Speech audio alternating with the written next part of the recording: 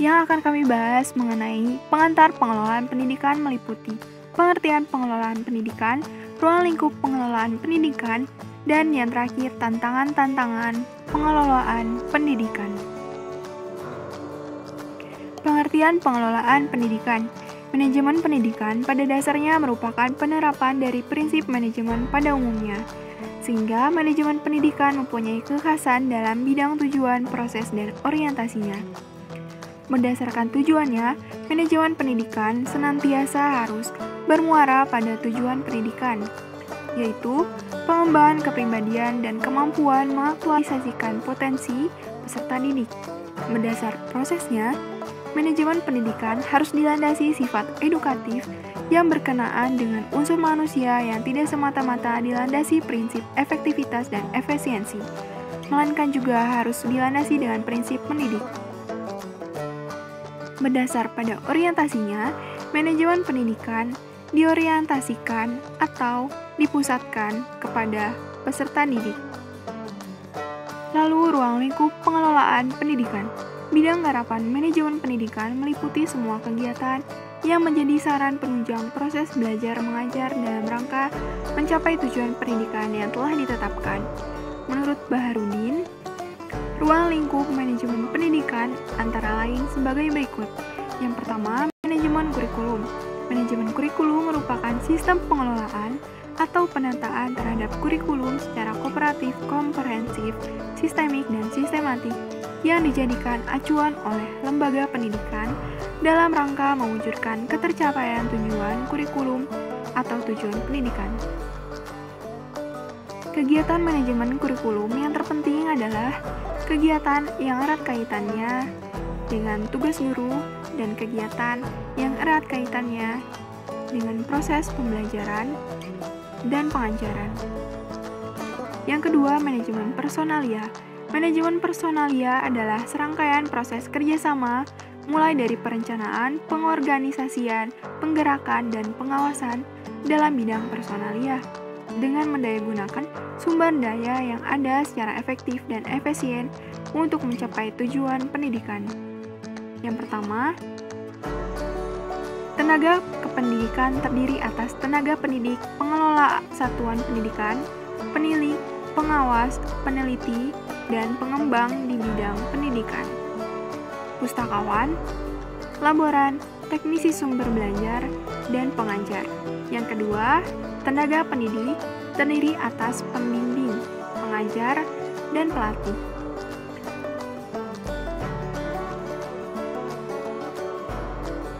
Yang ketiga, pengelola satuan pendidikan terdiri atas kepala sekolah, direktur, ketua, rektor, dan pemimpin satuan pendidikan luar sekolah. Yang ketiga, manajemen peserta didik. Manajemen peserta didik merupakan upaya penataan peserta didik mulai dari masuk sampai dengan mereka lulus sekolah, dengan cara memberikan layanan sebaik mungkin pada peserta didik. Tujuan manajemen peserta didik adalah mengatur kegiatan peserta didik dalam menunjang proses pembelajaran, sehingga dapat berjalan lancar, tertib, dan teratur, serta dapat memberikan kontribusi. Yang keempat adalah manajemen sarana dan prasarana. Manajemen sarana dan prasarana merupakan suatu kegiatan bagaimana mengatur dan mengelola sarana dan prasarana pendidikan secara efisien dan efektif dalam rangka pencapaian tujuan yang telah ditetapkan. Yang kelima, manajemen keuangan atau pembiayaan. Manajemen keuangan atau pembiayaan adalah serangkaian kegiatan perencanaan, melaksanakan dan mengevaluasi, serta mempertanggungjawabkan pengelolaan dana secara transparan kepada masyarakat dan pemerintah. Yang keenam, manajemen administrasi. Purwanto mengklasifikasikan administrasi pendidikan ke dalam beberapa bagian, meliputi administrasi tata laksana sekolah, administrasi personalia guru dan pegawai sekolah, administrasi peserta didik, administrasi supervisi pengajaran, administrasi pelaksanaan dan pembinaan kurikulum, administrasi pendirian dan perencanaan infrastruktur sekolah, dan hubungan sekolah dengan masyarakat. Yang ketujuh, manajemen humas. Menurut Baharudin, kegiatan kehumasan di sekolah tidak hanya cukup menginformasikan fakta-fakta tertentu dari sekolah, melainkan juga harus mengemukakan beberapa hal diantaranya. Pertama, melaporkan tentang pikiran-pikiran yang berkembang dalam masyarakat tentang masalah pendidikan.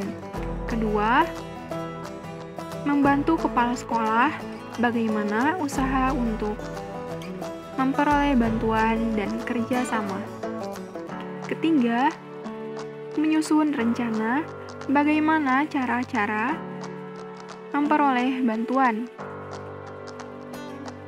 Dan terakhir, membantu pemimpin karena tugas-tugasnya tidak dapat langsung memberikan informasi kepada masyarakat atau pihak yang memerlukannya. Yang kedelapan yaitu manajemen layanan khusus.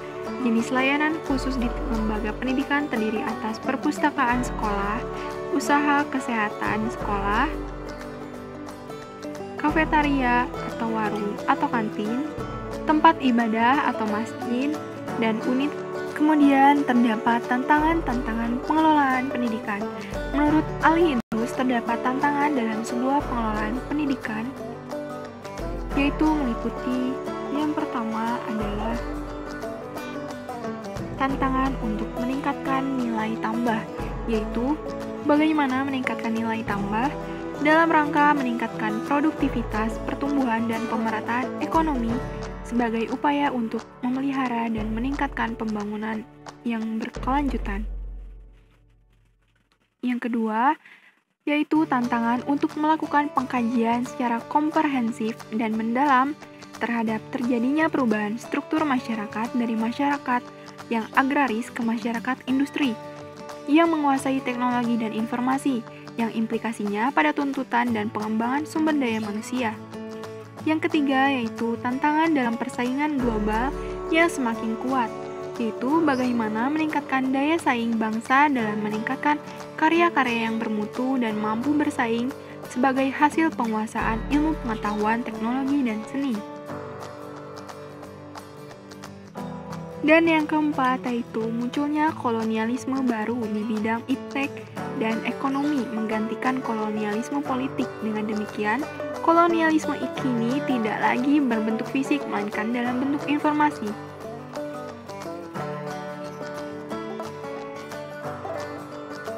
Sekian yang dapat kelompok kami sampaikan mengenai pengantar pengelolaan pendidikan. Terima kasih. Wassalamualaikum warahmatullahi wabarakatuh.